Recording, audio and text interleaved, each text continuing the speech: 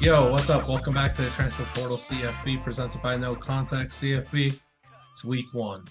It's actually here. It's been how many days, hours, minutes, seconds, months, eons have we waited for this moment, this week? It's waited a long time, Blakey. BlakeyLocks. Can't believe I just called you Blakey on accident. My bad. My bad, Blake. Let's get to have you, BlakeyLocks from Action No, Network. What's going on, man? it's good to be here. You can call me Blakey, Blakey Locks. Anything is fine. I've been called worse things. But I'm pumped to be here. Obviously, I had you on a couple of weeks ago on my podcast, Blakey Locks Show, and we talked about a group of five teams. And even when we talked then, the season seemed so far away, and now It we've did. we've already had a week zero slate that was exciting, and now we get the real deal here. It's about time, man, and I can't wait to dive into the slate for y'all. Help, we're gonna just drop some knowledge and help y'all learn what to watch for and about some great players and bets we'll bring up. So, first thing that, like, when you look at this week one slate, what's the first thing that comes to mind? Outside of just the general excitement to have a full slate again. Well, one thing I love about week one is having games Thursday to Monday. That's amazing. Getting to start Thursday night with Utah, Florida, have huge Sunday night game, Monday night game with Clemson Duke that I think is really intriguing to see what Duke is going to look like. But obviously for me, I went to South Carolina, a huge South Carolina fan. So obviously that's the one thing that jumps out to me on that slate is the South Carolina UNC game. College game day is going to be there. It's going to be, I think it's very possible that it could be the game of the weekend outside of maybe LSU, Florida State. It's going to be two offenses that I think are going to be really exciting and two defenses that have some question marks, which makes for good stuff for people watching. So that's obviously what I'm most excited about. Yeah, undoubtedly. Obviously, can't wait for that game. Looked at the over under this morning, so I was at like 63 and a half. Felt a bit low. It felt a bit low. I could see a shootout there at the old Mayo Bowl. As a good thing there won't Hmm. be Mayo though. There shouldn't be, right? They're gonna bring Mayo. No, They're gonna but I bring mean so much Shane Beamer Mayo. would maybe coach better if there was Mayo on the line. Possibly. For me, when I look at this week one slate, the first word that comes to mind, the first thing is opportunity. There's only one top 25 matchup, if I'm not mistaken, that being LSU Florida State on Sunday. There's a lot of opportunity for teams to pick off some ranked teams that we're not expecting, or maybe some group of five teams, FCS teams, to beat some unranked teams. There's a lot of opportunity. You think of Northern Iowa against Iowa State and the gambling scandal there. That's a big opportunity. South Alabama Tulane, as we talked about, like a month ago, that's a massive opportunity. Northern Illinois, Boston College, Boise State, Washington, Coastal Carolina, UCLA, Ball State, Kentucky, like who knows? There's so much opportunity for some of these schools to pick someone off, make an early statement, and get the ball rolling. While guess what? Preseason poll fails again, or who knows what? And I don't know, just a lot of opportunity. Yeah, the best part is you just listed all those games that there's a potential upset. You didn't even list my team that I picked to get upset, big time upset, that I'll get to later on. I don't want to spoil it, but that's how many exciting spots there are. There are a bunch, but how about the favorite storyline of week one? I'm sure that there's a lot that we could talk about, but if you had to pinpoint one storyline. Yeah, so the thing other than the couple big games that I'm most excited to watch, because like you said, the you can make the argument that like some of these games are going to be blowouts. There are teams that are playing like hopefully we see some great upsets, but there are a lot of the top teams are playing teams that they should be comfortably beating. So I think the most interesting thing that I'm going to look forward to is just seeing how the quarterbacks play at some of these big schools that kind of have question marks at quarterback, like Carson Beck at Georgia, Drew Aller against West Virginia will be really interesting. Joe Milton against UVA. Kyle McCord, Devin Brown apparently are both going to play against Indiana. Bama, I think, is going to have a couple quarterbacks play. Just seeing some of these quarterbacks, even against lower level talent, like if somebody can kind of go out there and be like, no, like I'm a real guy. Like especially, I think Drew Aller against West Virginia is who I'm most excited to watch because that's not too big of a drop off in competition level like some of these other teams are playing. Like West Virginia is a real team. So I think just watching all those different quarterbacks because I think that's one of the most intriguing storylines of this whole season is some of these teams like Georgia, Alabama, and Ohio State that are favorites to win the national championship. We still don't really know what we're going to get at quarterback from those teams. So just kind of seeing how all those quarterbacks perform week one is what I'm going to be looking at the most. For sure, man. I Drew Aller. I bet him to win the Heisman at plus 3,000. Felt that was absurd value. Truthfully, uh, I had to take that. Hope he goes nuclear against West Virginia. Gets his campaign started very early on. For me, my storyline, it's gonna be it's gonna be the Miami Bowl. Last year, we saw NTSU talk a lot of smack after beating Miami. This year, we're already seeing Brett Gabbert talk some smack before he's playing the U. So I'm really looking forward to the Miami matchup. I think it's going to be a gross, low scoring affair. TBD might not even play. His status is up in the air, so we'll see what happens there. But that's a odd Friday night game that I'd be locked into and can't wait to watch like a 1917 game or some garbage or Miami of Florida just wins like 24/7. It's boring, but looking forward to it. You got back your smack talk up, the guys in Oxford. I know, for sure. Yeah.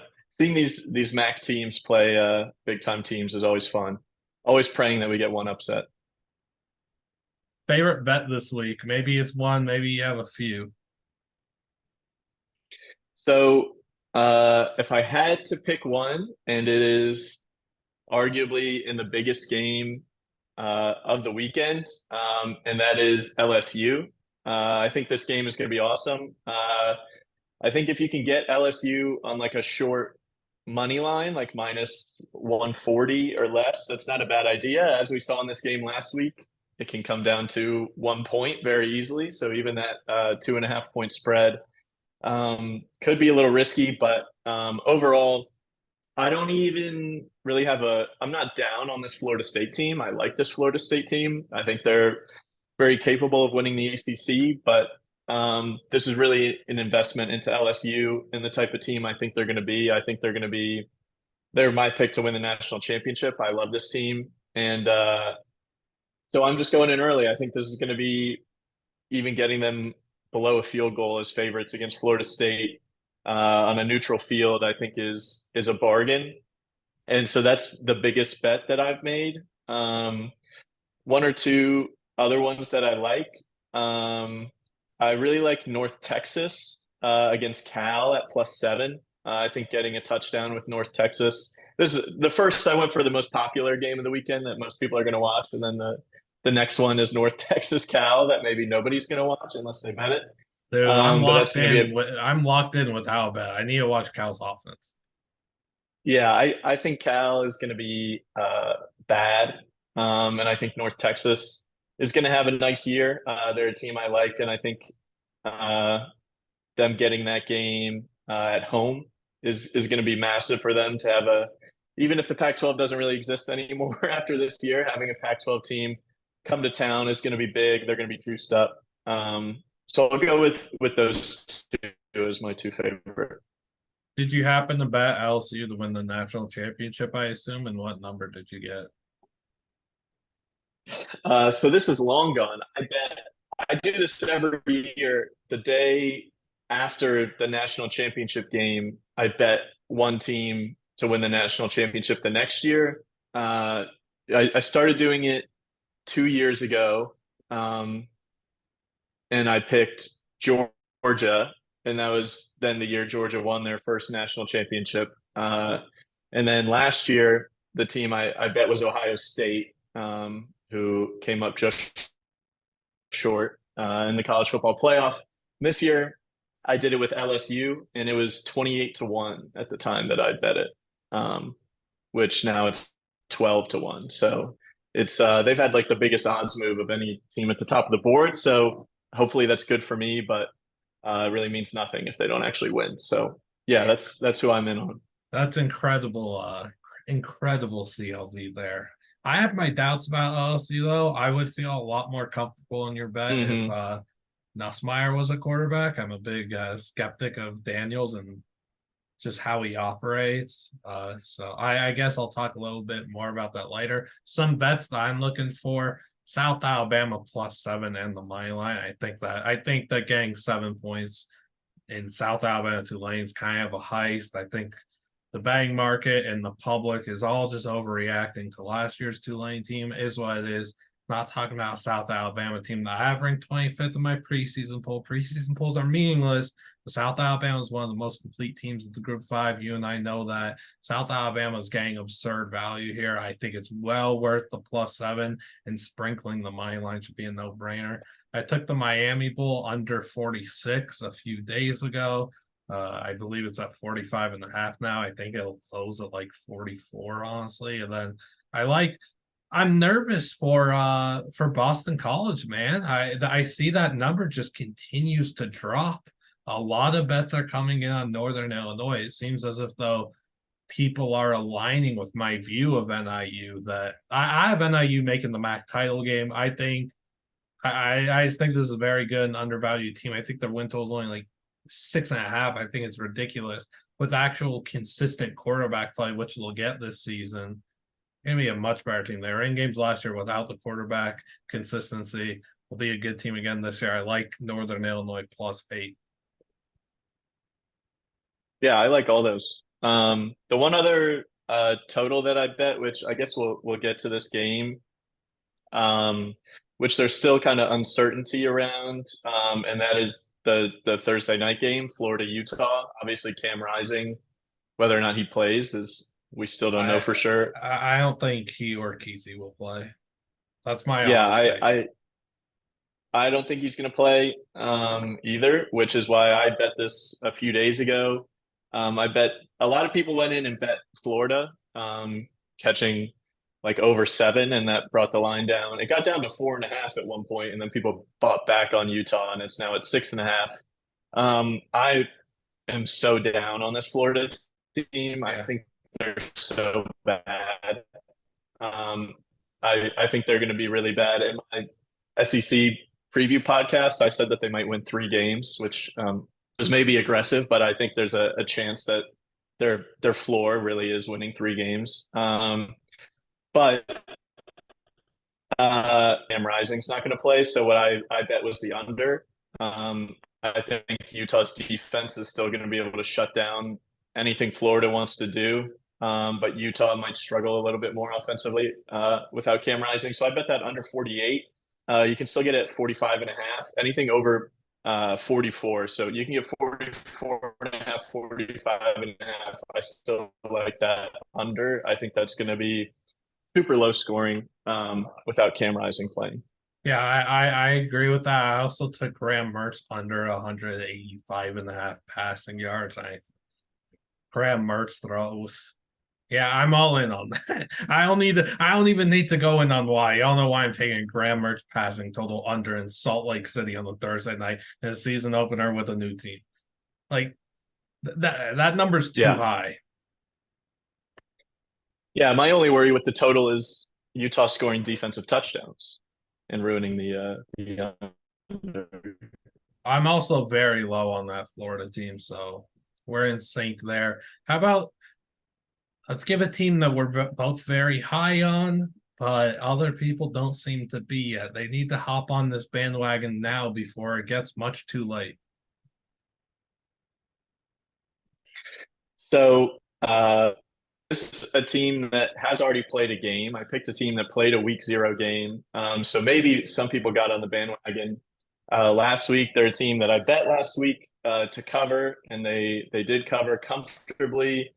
That is Timmy Chang and Hawaii. I liked this team going into this year.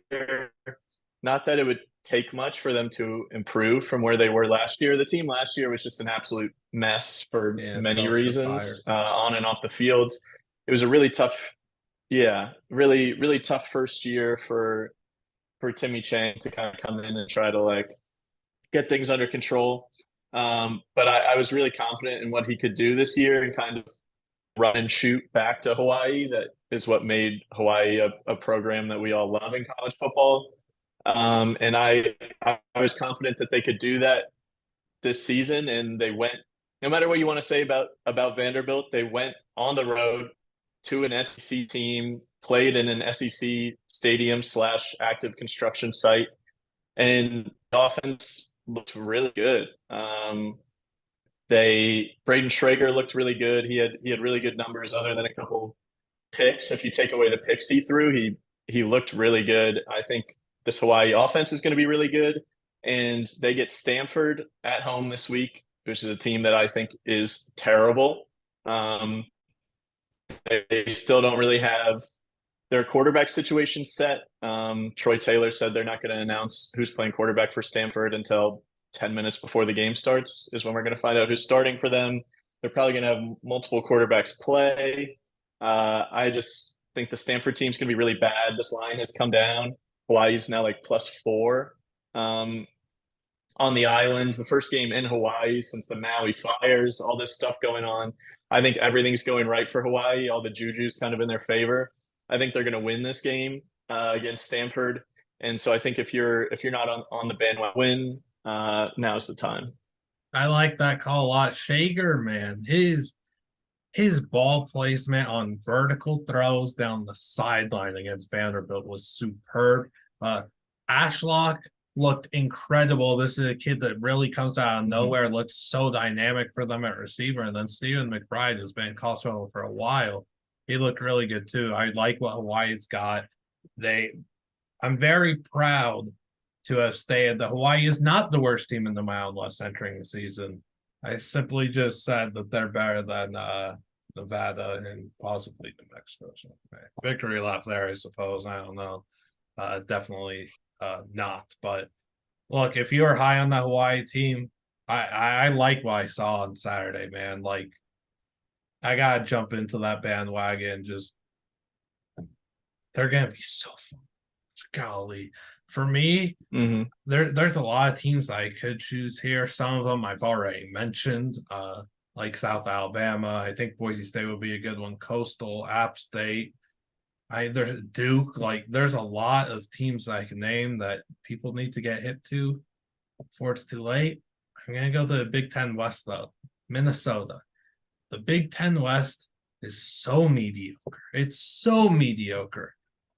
And yet, all people want to do is say it's Wisconsin's division to win or it's Iowa's division to win. The Iowa stuff coming out of nowhere just because they have a number next to their name now. So good job, voters. That's sick. Way to delude the college football fans once again. Minnesota's +710 to win this division.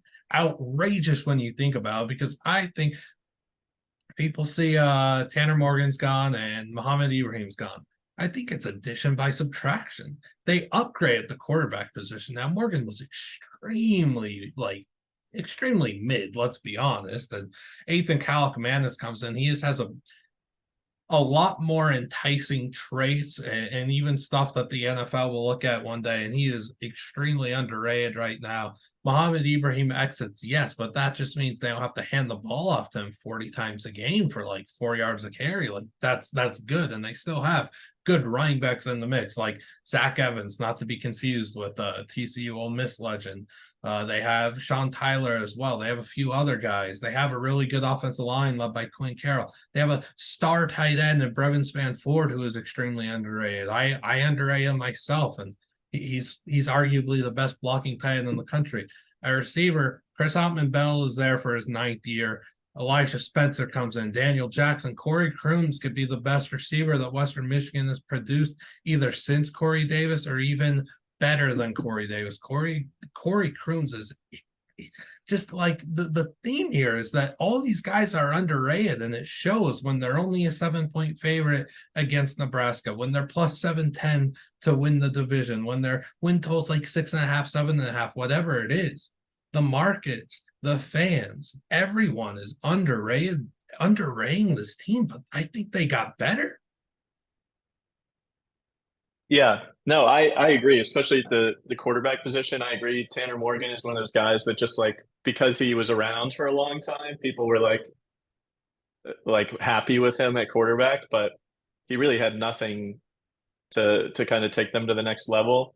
I do like Wisconsin. I am hopeful for what Wisconsin can do, but I agree that especially Iowa, Minnesota is a much better team than Iowa. And it's crazy. Like you said earlier, the fact that Iowa is ranked is a joke. And you said there's only one top 25 matchup. There should be two top 25 matchups. South Carolina should be ranked Yeah. over Iowa based on how they ended their year and who they brought back. But that's a whole nother thing. But there are many teams that should be ranked over Iowa, by the way, not just South South Carolina. That's just who Alabama, I'm. Western Kentucky, two that come to Yeah, mind instantly.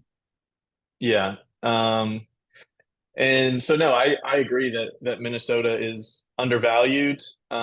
Week one, I don't love the spot for them against Nebraska. I think that could be a sneaky close game, but over the length of the season, I think Minnesota is gonna be the clear team. I think it's gonna be between them and Wisconsin to win the West. So Yeah. yeah, I like that. I like Cal Commandus to go over 201 and a half total yards on Thursday night. Um, I also like I think that it doesn't even matter for the division or anything, but like I could see this team winning at North Carolina, like no problem. The Louisiana game is a nice non-conference game to have under your belt as well. I could see them beating Michigan at home too. Like I just and having Wisconsin at home to end your season, like I just think that there's a lot of things that line up well for Minnesota. And even one of those things is that nobody wants to show them respect right now, and that's okay. Plus 710 to win the division. I recommend taking that. I think, yeah, it is them or Wisconsin. Yeah, I agree. How about the team that we're most nervous about enter for their upcoming week one game? Yeah, so I said there was a team that I thought was going to get upset that you didn't even this team and this coach for multiple seasons, and I think things are going to be bad again, and that is Michigan State. They're playing Central Michigan on Friday night. Uh, I think this is a really dangerous spot for Michigan State. I think just everything coming out of that program has just been really bad over the last couple seasons, and Peyton Thorne transferring away really threw their quarterback situation into flux. I don't think it's solid at all. Jim McElwain, obviously, he knows how to compete against big time powerful talent. He's not going to be overwhelmed by having to play a Michigan State team, coach against a Michigan State team. And there's two guys that I think are on the Central Michigan team that are kind of perfect guys for a recipe for this kind of upset. Bert Emanuel Jr., the quarterback at Central Michigan, doesn't really throw the ball, and I'm honestly okay with that. I think the way he runs around and can just kind of make insane plays happen is exactly the type of guy that you want in a situation where you need to pull off an upset because a defense like Michigan State that is bigger, faster, whatever, more talented on paper than Central Michigan, it's really hard for them to know what to do against a guy like that because he's just totally unpredictable. And then Dante Kent, the defensive back at Central Michigan, he's the type of guy that could make that one play, pick six, whatever, that could just totally turn a game like this on its head. So I think Michigan, I bet Central Michigan plus 14 and a half. And I really like that bet. And I think it's really possible they pull off the crazy upset of the weekend. I really like Dante Kent. He's been an NFL guy that's been on my radar for I think we're entering the third year of that now, which is crazy to think about. He's such a great pass disruptor. However, I will disagree on the Michigan State quarterback thing. I think Noah Kim pushed Peyton Thorne out. I think Noah Kim's a pretty good quarterback, and I think college football fans are really going to take a liking to him this season, whether or not Michigan State wins games. Kim's confident. He's got rushing ability as well, but he throws a really pretty ball down the sideline, and he's going to be a good player. And I truly believe that he pushed Payton Thorne out, and there was no. I don't think the quarterback thing got like went up at the flames when Thorne transferred. I really truly believe it was because Kim pushed Payton out. Yeah, we'll see. It's yeah, not the quarterback position is not anywhere near my biggest worry with this Michigan State team. Yeah, It's it's not for me top either, to of bottom. course. It's yeah. For me, there's a few teams I could point out, but I've kind of already talked about a few, like Tulane, I'm very worried about. Boston College, I think, is also on upset alert. I guess I have to go with the team that I root for, though, since we haven't talked about them, UCLA, because I have to keep things real. And I'm very outspoken on the whole going into the game with the idea that you're using multiple quarterbacks thing. I just think that that is such a recipe for disaster. I hate it. I don't care if it's Michigan, Ohio State, UCLA, or I like LaCordon Blue that's rolling this strategy out. It's absolutely garbage, and it does nothing to help you win a game. You go into a game with a set quarterback one, and you let him cook. And if he ain't cooking, then you could move on. But you don't go into a game with a plan to use multiple quarterbacks. If Garbers were to go out there and throw like I don't know, let's just say he puts together a good touchdown drive in the opening drive, and then a drive that results in like a failed 4th and 2 or something near midfield. And then we're moving on to Dante Moore. Cool. Dante Moore probably should be a starter anyway, but that's not the point. The point is, why are you I just hate the idea of messing with the mojo and the momentum and the flow of a game. And that's what you do when you go into a game with the idea of playing multiple quarterbacks, because you don't know. You had a solid thing going with that first guy. You hand the baton off to the next guy, and it's an absolute unmitigated disaster. You don't know what's going to happen. Stay with the QB1. So I hate when teams do this. I was outspoken about with Michigan last year. I was outspoken about when it's been talked about with Ohio State this year. I know they named McCord the star, but if they still plan on playing McCord and Devin Brown, it's so bad, man. Like, not to get into the Ohio State thing here, but if they don't have their quarterback one truly named before the Western Kentucky game, it's not right. I want my quarterback one to know he's the quarterback one before the match with Western Kentucky, before he has to go and play Notre Dame. It's the same thing for UCLA. Why are you doing this against a really good coastal program with a great offense with a better quarterback? Like UCLA plays 3 non-conference games, and in 2 of them they have the inferior quarterback play now because they're rolling out 3 quarterbacks. They have the inferior quarterback to Coastal Carolina, and they have the inferior quarterback to Davius Richard at NC Central. It's not a recipe for success. No, I think UCLA will most likely still find a way to win the game. But I agree. I think I hate when teams go into a game saying we're going to play multiple quarterbacks. Like, it's okay if you're the head coach and in your head you're like, if things don't go well, I'm going to be ready to make a switch pretty quick and see what the other guys got. But I think it's crazy to go in just saying that you're going to play multiple guys. And like you said, you should just go with a guy and see what happens. But the fact that Dante Moore is not just like set as the starter to me is nuts. I think he's the most talented freshman quarterback in the country, and I think he should be getting a shot when there's not much ahead of him on the depth chart. And even and then, I think that Justin Martin not even being in the top 3 is pretty nuts too. He was thought to be in the top 3 the entire camp. Yeah, I don't really get what's going on. And yeah, like you said, going up against Grayson McCall and being unsure of your quarterback situation is kind of setting yourself up for trouble, because you're basically going against an NFL quarterback. The guy's like 25 years old with boatloads of experience. Like, you're not playing a guy who's going to come out like a little bit rusty. Like, he's going to come out ready to go. And so if you come out flat, not really knowing what you're doing offensively, there's a chance you could look up at the scoreboard and be down 14-0 really fast. Before you know it, exactly. And it's fun too, because it's a UCLA program that has come out flat often against really good quarterbacks at smaller schools time and time again. You think of Jake Hayner, most notably, most recently, right? UCLA is flirting with disaster, in my opinion. Any team that does that, also, it also like to further go in on the whole multiple quarterback thing. You got to think of just meshing with your wide receivers too. Like you're not on the same page now when you keep flipping back and forth. It's so bad. Nonetheless, we'll move on to player focus. One Power 5 pick, one Group of 5 / FCS pick, and then we'll make some quick game picks before we get you on up on out here.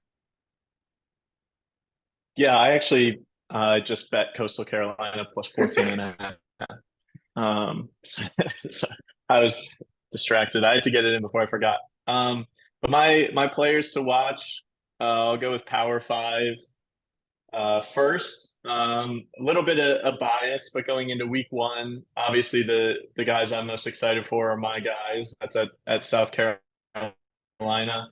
But I'm not going with Spencer Rattler. I'm going with Juice Wells. He, I think, is capable of being one of the most electric wide receivers. Well, I know he is one of the most electric wide receivers in the country. I think he's capable of having the production to back up how good he is. For people who don't know, he transferred to South Carolina from JMU last season. He was amazing at JMU, made the jump up to South Carolina, and had a bit of a slow start to the season. The South Carolina offense did in general, just everything clicking with Spencer Rattler in a new system. Took some time, but then, as everybody knows, those last 2 games of the season against Tennessee and Clemson, beating back-to-back teams that were basically playing for a college football playoff spot. In those 2 games, he combined for 20 catches for 308 yards and 2 touchdowns against 2 of the top 10 teams in the country. So once everything started clicking with him and Rattler, it was like, oh my God, like this offense is capable of beating anybody on any day. The offense can be that good. So I think kind of the connection between Rattler and Juice Wells is going to determine South Carolina's whole season. A lot of that has to do with change at offensive coordinator. Dow Loggins has come in, an offensive coordinator who has tons of NFL experience, but is a hire a lot of people are not entirely sold on, including me. But I am hopeful that they just kind of let him cook, because I think that's when Spencer Rattler's at his best, is when you're not trying to get him to do too much. You just kind of let him go play football and kind of just use his natural talent to do it. So I think Juice Wells, I think for South Carolina to beat UNC this weekend, he needs to have a huge game like he did those last 2 games. And then I guess I should have saved it, but the guy I had down for Group of 5 is Dante Kent at Central Michigan.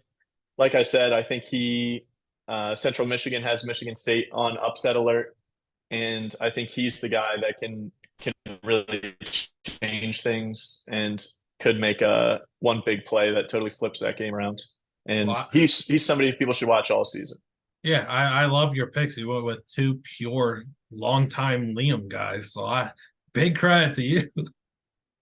Oh, good. I didn't even do it on purpose, but perfect. Yeah, I was talking about Juice at JMU as a potential NFL receiver. I thought the blueprint was one big year at South Carolina, off to the NFL immediately. But like you said, the offense wasn't clicking. It wasn't getting him involved at all. There were a lot of games where he was just there. It never made sense. You got to get him the ball. I believe it was the Arkansas game last year too, where he went absolutely nuclear. He's one of the best receivers in the country. Get him the ball, let him cook. For me, really quick, Riley Leonard is going to be my Power 5 pick. Again, yeah, another Liam guy, whatever. I love what he's like, dude. Everything he says about Coach Elko gets me fired up and makes me believe in this Duke team even more. Everything. He's just, I don't know, he's kind of a stereotypical quarterback with all his answers about himself too, and upcoming schedule. And everyone said he said everyone says you have to play Clemson, man, opening week. That stinks. And he's like, no, I have the opportunity to play Clemson. That's how Riley spins it. That's just how he goes about his work. And he's an incredible player, incredible athlete that more people need to talk about. He's was he QB3 or QB4? And I think he's QB3 in the upcoming NFL draft for me. I'm such a big fan of his. and I don't want to hear people call him sneaky, like athletic. No, he's one of the best athletes in the country. Go watch his high school basketball tape and watch him throw down windmills in game. That kid is a freak of nature. My other pick is going to be another on brand pick, someone I've talked about for a long, long time now. I guess, I don't know, a year plus. It hasn't been that long. But Jared Brown, wide receiver at Coastal. We talked about Coastal having a big opportunity against UCLA in the Rose Bowl. Again, think of Jay Kaner throwing to Jalen Cropper. That's what Grayson McCall to Jared Brown could be. Talking to Grayson, talking to Coach Trickett, their offense coordinator. Both of them are so infatuated with Jared Brown.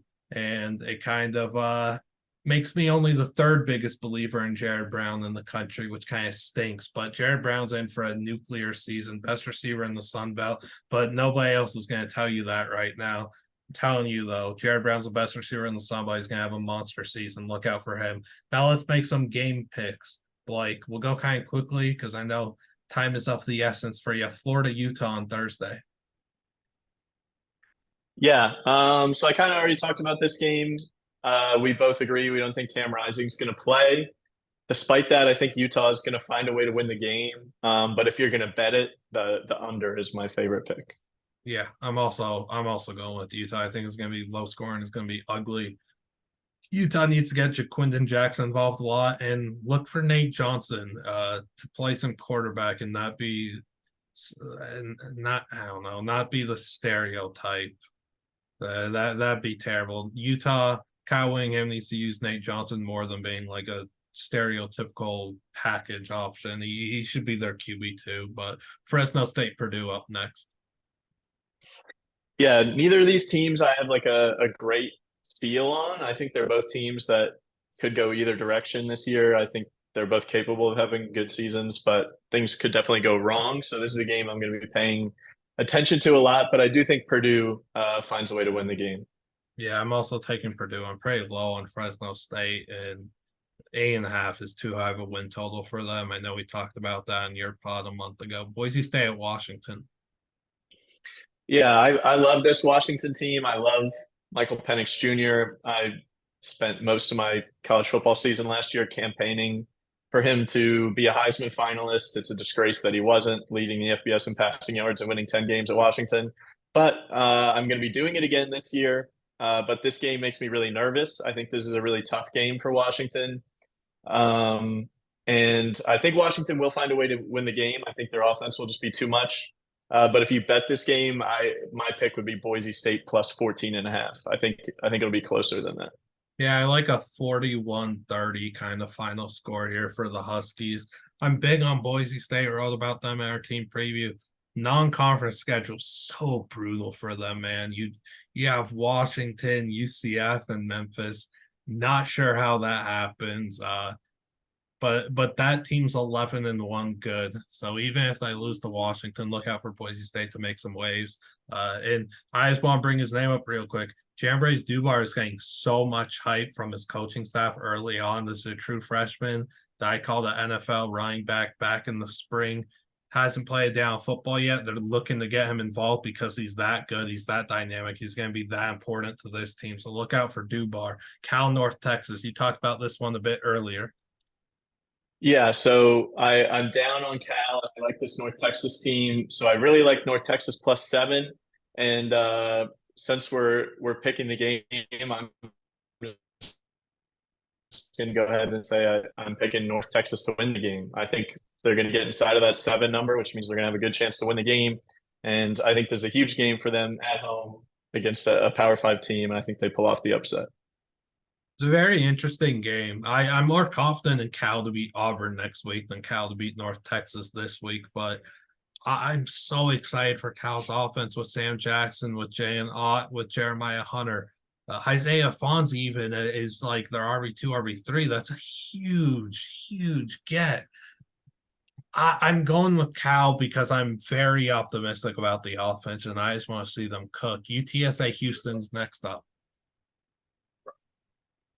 Yeah, I am going with UTSA. I think this should be a really good game to watch, by the way. If you're looking for games on the slate that you want to have on your main screen, this is one that I would put on there. I think it's going to be a really exciting game, but I love this UTSA team, and I think they're deservedly small favorites in this game, and I also bet them because I think they're a really good team, and I don't love this Houston team. I think they're really going to struggle overall this year, uh, and yeah, so I'm going with UTSA. Yeah, the health of DeCorian Clark is up in the air towards ACL last season, might not play. I also we're getting to see if Joshua Cephas is playing, but I'm still taking UTSA regardless of the status of those two receivers. I just think that they're the better team, and they should have won last year, but they folded. What can you do? UNC South Carolina is next up. I have a feeling who you've got. Yeah, I mean, I got no choice to go with South Carolina, but even using my, I don't know, trying to use an unbiased part of my brain, I really do think that Spencer Rattler and Juice Wells will be able to carry that connection that they found in those last couple games. And even though it's a brand new offensive coordinator, I think anybody from what Marcus Satterfield was doing last year is going to be an upgrade for them, an offensive coordinator. Uh, and I think all Dowell Loggins has to do is watch the tape from those two games and just go, okay, how do I get the ball in Juice Wells' hands as often as possible? And I'm confident he's going to do that. I think it is going to be a shootout. It should be a really fun game to watch. Um, I don't even want to sound crazy and try to disrespect Drake May in any way because he's a ridiculously talented quarterback. But I don't think I'm as high on him. Not even as an NFL prospect, but as a college football quarterback, as some people are. He's not somebody that I'm thinking about at all for the Heisman this year. I think he just isn't going to quite have the numbers of some of those top couple quarterbacks. So I think both defenses have some question marks. That's going to be a big thing to see if either defense can kind of show more than what they have on paper. But I'm going to South Carolina. Yeah, the status of Devontae Walker still being up in the air is terrible. Like he should be able to play football. Another guy that I've been high on for a while. I think he's NFL talent. It's a big loss for UNC if he's unable to play. I think he helps out Drake May a lot, especially in the vertical passing game. They're going to mesh very well together. I mean, I also look at Drake May, and I'm not on the Heisman stuff because I don't think UNC is going to be that good. They definitely weren't in my top 25. South Carolina was. I also just think Duke is better than North Carolina. Again, I have Duke as a top 3 team in the ACC, so I'm definitely more in on Riley Leonard for Heisman than I am Drake May because voters just love giving that thing to a quarterback on a winning team, and I don't see it for UNC this season. I'm on South Carolina as well. DQ Smith, also a name to know for South Carolina, the secondary, the next great defensive back product that they're going to put out. Stud at safety. Read the feature I wrote on him in our college football preview magazine. Good kid, going to be one heck of a player. South Alabama, Tulane's up next. Another one that we've kind of previewed a bit. Yeah, you already talked about how much you like South Alabama. I think the South Alabama team is really good. And I've also talked about how this Tulane team, I'm not down on them. I guess I am in terms of, like you said, I think they're being a little overhyped. I think in terms of what they actually have, I think they're a good team. And I think they should still be a fun team to watch like they were last year. But I think people are kind of overvaluing them based on the team they were last year. We've seen what Tyjae Spears has been doing in preseason in the NFL has just been nasty. Like people are finally non-college football fans are kind of seeing the type of guy he is, and I think they're going to miss him. And yeah, I think I am picking Tulane to win the game. I think they find a way to win, but if you can get South Alabama +7, I think that's a great bet. Even +6.5, if that's the best you can do. I think it'll be really close, but Tulane wins. I think running back for Tulane, Shotty Clayton Johnson is the X factor for the season. If he gets a hold of that RB1 role and doesn't look back and really thrives in that role, they could outplay my projections, but I think this team starts slow. I think they start 0-2, possibly 0-3 if they lose to Southern Miss as well. Playing it safely, I think it's a 1-2 start. I have South Alabama just beating Tulane. Yam Banks, man, leads a ferocious ferocious Jaguars defense. You got to look out for them. And Damian Webb, still kicking it in college, still a lethal weapon. Coastal UCLA up next. Yeah, we already talked about this one too a bit, obviously. I think though Dante Moore is crazy. I'm so high on him as a prospect. I think he should have been the number one quarterback in his class. I think he's going to be really good, and I think UCLA could be really good later in the season if they settle on Dante Moore as their quarterback. I do think UCLA will just have too much talent top to bottom at the end of the day and win the game. But like I said, live on this podcast, I bet Coastal Carolina plus 14.5. So I do like that to keep Grayson McCall keeps it close. Yeah, I don't know if it's just being a pessimistic UCLA guy or what, but I am so much lower on this team once again than everyone else seems to be. I think it's a 6-6, 7-5 team. That was even before the quarterback debacle got thrown up into the air.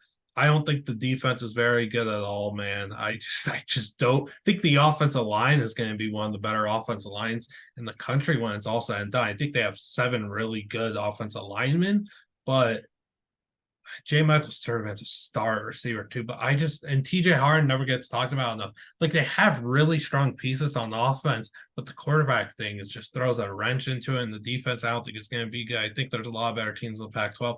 I was prepared to pick Coastal Carolina outright. Then I looked at some of what our other people are picking, and they're all over Coastal. And if I'm not getting Coastal as a minority in this whole pick'em thing, then what's the point? Just give me UCLA. Because we're getting a 14-point favorite is what's looking like the minority right now. So it just doesn't make sense to pass on. Have to take the value. But in my head, I truthfully envision Grayson McCall winning this game. But I have to pick UCLA for this garbage pool. LSU, Florida State. No, I think if somebody wants a good value bet on this game, maybe bet a Coastal Carolina first half money line. While UCLA is trying to do a bunch of different weird things. Like we said, Grayson McCall could easily come out. It's 14-0 before you know it. UCLA ends up coming back and winning the game late. But yeah, LSU, Florida State. I already talked about LSU's my favorite bet of the week. And I agree with your quarterback concerns. Jaden Daniels is my biggest concern of anybody on this team, which is why I have a Garrett Nussmeier 100-1 Heisman ticket. I think there's a chance we see him sooner rather than later. I think Brian Kelly is the type of ruthless head coach that if Jaden Daniels has a bad first half against Florida State, I wouldn't be shocked if Garrett Nussmeier comes in for the second half of this game. I think maybe people on the national level if you're not really paying attention, don't understand how close that kind of quarterback depth chart is, because Jaden Daniels is in the top 10 favorites to win the Heisman, whatever, had a year last year where he won the SEC West. But I think he's a top 10 Heisman contender on the odds board, because if he's the quarterback of LSU and LSU wins the SEC, then he's almost guaranteed to be a Heisman finalist. But I honestly don't think he will get through this whole season as the starting quarterback. I think Garrett Nussmeier could take that job. So even if he struggles in this Florida State game, I actually have faith in Brian Kelly to be a ruthless guy and give us Garrett Nussmeier if necessary. But overall, I do like this Florida State team. But I think LSU, just at every position, just has too much talent. And I think Florida State's going to be good.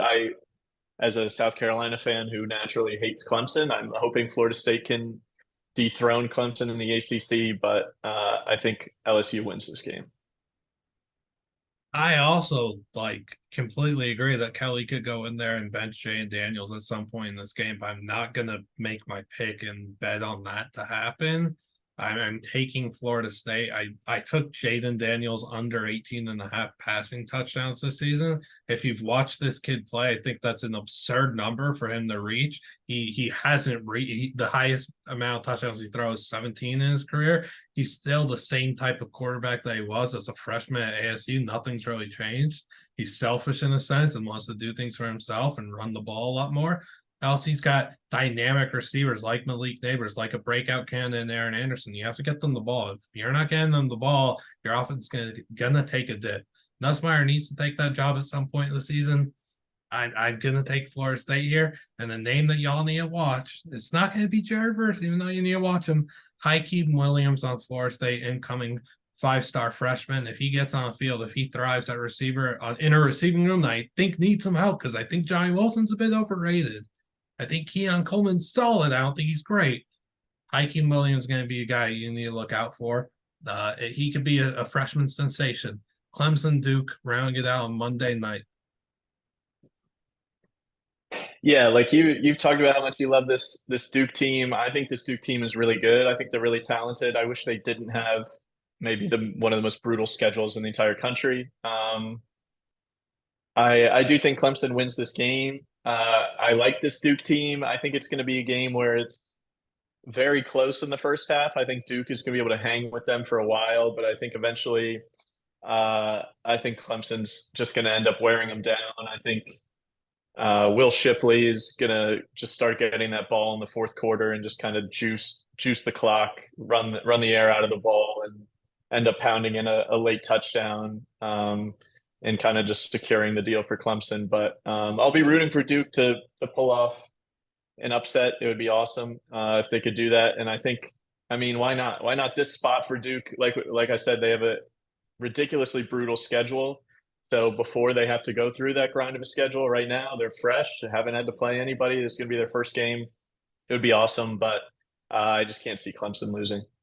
I think Mike Elko is one of the most underrated coaches in the country. I've said it so many times. Duke is beating one of Clemson, Notre Dame. So I'm obviously taking Duke here. I'm going to be in the minority. I like that. I like Duke in this spot. I've been salivating at this for so long, waiting for this game to happen, waiting for Riley Leonard to introduce himself to the college football world. But it seems as if, though, in recent weeks, college football fans have taken notice to Duke's quarterback, even before he had to take a snap this season. That makes me happy. Good for Riley. Sleeper for the Heisman, because like you said, they have a tough schedule. There's a lot of opportunities for him to get some wins there. Elko's a really good ball coach. Leonard's a really good quarterback. He's going to be looked at as a one-man band. He's the star of this team, he and Graham Barton. So give me Duke here, and look out for Josh Pickett at cornerback. I think he'll be a really good corner for Duke, and also just their receiving room, I think, is underrated. It's just that's the thing here with Duke. It's not known names. So nobody's going to go out here and get hyped for Duke because you don't know their wide receiver one. That's not Duke's fault. You just need to get familiar with what they have. They have good talent. It's just, it is what it is. It'll be looked at like a Riley Leonard one-man band. Oh, well, I'm taking Duke, and I'm happy with it. And they're going to win. I'm going to give you a score. It's going to be good offense versus good defense. Clemson defense is really good. I like Duke here 30-27. All right. I'll be rooting for Duke. I mean, I despise I hate Clemson more in any sport, any league, any team. The team that I hate the most in the world is Clemson football. New England Patriots a close second after Clemson, but so I'll be rooting hard for Duke. I've seen the movie too many times where it looks like Clemson's going to get upset and then they just kind of survive. It's what they do. They survive in these games, but I'll be rooting for Duke. I think they have tons of talent and it should be a great game to watch. Yeah, we'll see. I'm worried about Clemson's receiving room. We've seen over the past 2 years. They've been struggling mightily at receiver.